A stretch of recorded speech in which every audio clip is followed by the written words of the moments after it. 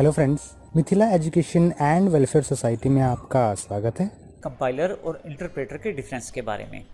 लेकिन इससे पहले हम ये जान लें कि कंपाइलर किस प्रकार कार्य करता है और इंटरप्रेटर किस प्रकार कार्य करता है। कंपाइलर के बारे में हमने पिछले सेशन में जानकारी ली किस प्रकार वह कार्य करता है। आपके द्वारा राइट किए गए सिंपल इंग्लिश के सोर्स कोड को मशीन कोड में कन्वर्ट कर देता है कंपाइलर। इंटरप्रेटर क्या कार्य करता है? इंटरप्रेटर भी सेम कार्य करता है। आपके दिए गए सोर्स कोड को वो कंप्यूटर के लिए मशीन कोड्स में कन्वर्ट करता है। लेकिन यहाँ पे थोड़ा सा डिफरेंस है दोनों में। लेकिन डिफरेंसेस को समझने से पहले देखते हैं किस प्रकार कंपाइलर और इंटरप्रेटर कार्य करते हैं, ताकि हम इन दोनों की कार्यविधि जान पाएँ और फिर हम डिफरेंसेस को क्लियर कर पाएँ। हमारे पास यहाँ पे कंपाइलर और इंटरप्रेटर के बीच का डिफरेंस दिया गया है। लेफ़्ट साइड कंपाइलर है। मान लीजिए हमारे पास सोर्स कोड है 5 लाइनों का। कंपाइलर एक ही बार में सारी लाइनों को चेक करेगा कि कहीं कोई गलती तो नहीं है और फाइनली आपको मशीन कोड कन्वर्ट करके दे देगा, और ये सब एक ही बार वन गो में कर देगा कंपाइलर। अब इंटरप्रेटर की बात करते हैं। इंटरप्रेटर जो है लाइन बाय लाइन आपके कोड को चेक करेगा और बारी बारी से उसे मशीन कोड या बाइनरी कोड में कन्वर्ट करना शुरू करेगा। और इंटरप्रेटर दोनों के अपने अपने फीचर्स हैं। आइए इन फीचर्स को पूरा डिटेल में समझते हैं। अब हम इन दोनों के डिफरेंस को समझ सकते हैं। सबसे पहले बात करते हैं इंटरप्रेटर और कंपाइलर के पहले डिफरेंस की।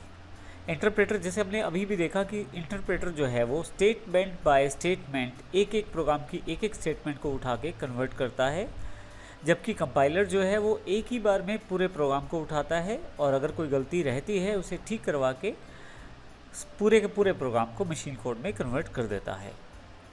अगर इंटरप्रेटर की बात करें तो क्योंकि लाइन बाय लाइन चलता है तो एग्जीक्यूशन टाइम इसका स्लो रहता है और इसे पूरा का पूरा source code line by line scan करना होता है, तो इस कारण से ये थोड़ा सा समय ज़्यादा लेता है और इस कारण से मशीन कोड जनरेट करने में इसको थोड़ा समय ज़्यादा लगता है।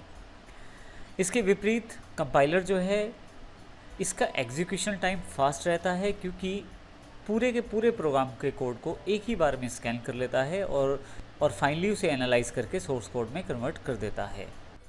लेकिन यदि हम मेमोरी एफिशिएंसी की बात करें तो इंटरप्रेटर जो है वो थोड़ा सा ज़्यादा मेमोरी एफिशिएंट है, क्योंकि इसको इंटरमीडिएट ऑब्जेक्ट कोड तैयार करने की ज़रूरत नहीं रहती।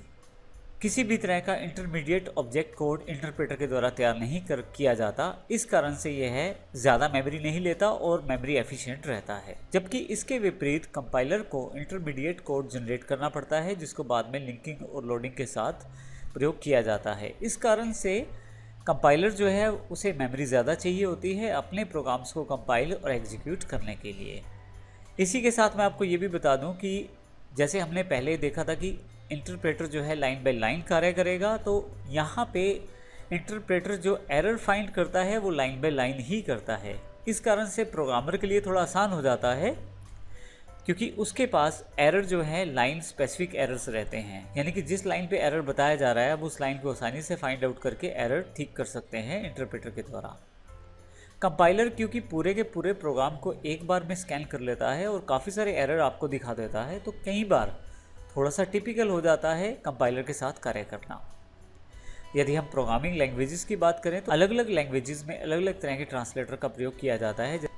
जैसे पाइथन, रूबी जैसी लैंग्वेजेस इंटरप्रेटर को प्रयोग करती हैं अपने प्रोग्राम को एग्जीक्यूट करने के लिए, जबकि C++, C# जैसी लैंग्वेजेस कंपाइलर को प्रयोग करती हैं अपने प्रोग्राम को एग्जीक्यूट करने के लिए। यहाँ सबसे इम्पोर्टेंट बात ये ध्यान रखिएगा कि जावा दोनों को प्रयोग करती है, कंपाइलर को भी जावा प्रयोग करती है और इंटरप्रेटर को भी प्रयोग करती है। हम अगले सेशन में जानकारी लेंगे कि किस प्रकार से जावा दोनों का प्रयोग करके अपने कार्य को आसान बनाती है और किस प्रकार से जावा इसी फीचर की वजह से अपने आप को प्लेटफॉर्म इंडिपेंडेंट बना लेती है। इसको हम अगले सेशन में जानकारी में लेंगे। धन्यवाद।